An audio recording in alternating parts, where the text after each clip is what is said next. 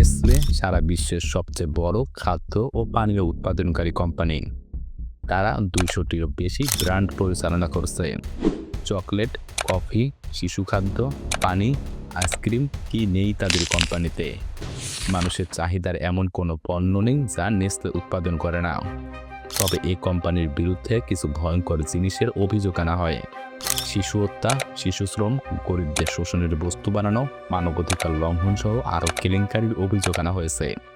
এর পেছনে সত্যটা আসলে কি? যদি নেসলে সত্যি এতটা ভয়ঙ্কর হয়, তবে তারা কেমন করে এই কঠিন পথ অতিক্রম করে আজকে তাদের সাম্রাজ্য গড়ে তুলেছে?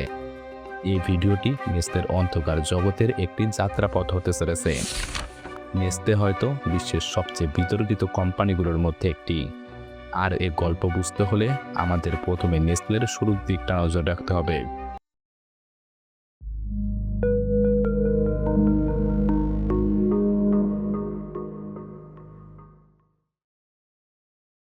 নেসলের গল্পের শুরুটা হয় 1814 সালে ফ্রাঙ্কফুর্টে হেনরি নেসলের জন্মের মধ্য দিয়ে।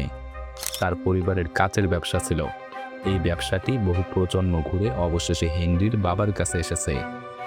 তবে হেনরি বড় হওয়ার সাথে সাথে এই ব্যবসা তাকে তেমন আগ্রহী করে তুলতে পারে না। তবে তিনি রসায়নে বেশ মুগ্ধ ছিলেন। তিনি পারিবারিক ব্যবসার দায়িত্ব না নিয়ে বড় হয়ে একজন ফার্মাসিস্ট হতে চেয়েছেন।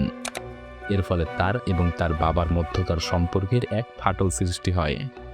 তবে এক্ষেত্রে হেনরি নিজের স্বপ্ন পূরণ করতে চেয়েছেন, আর এর ফলশ্রুতিতেই তিনি বাড়ি ত্যাগ করেন আর মাত্র 15 বছর বয়সেই একটি দোকানে ফার্মাসিস্ট হিসাবে কাজ করা শুরু করেন।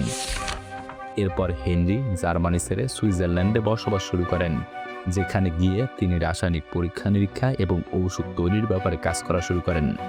তবে সে সময় হয়তো কেউ কল্পনাও করতে পারেনি হেনরি বিশ্বের সবচেয়ে বড় কোম্পানিগুলোর মধ্যে একটি শুরু করতে চলেছেন।